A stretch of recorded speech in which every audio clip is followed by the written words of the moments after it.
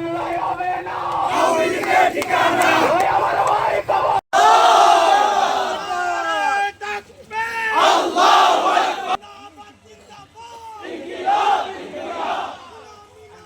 অবশ্যই এই আওয়ামী লীগকে নিশ্চিহ্ন করার আগ পর্যন্ত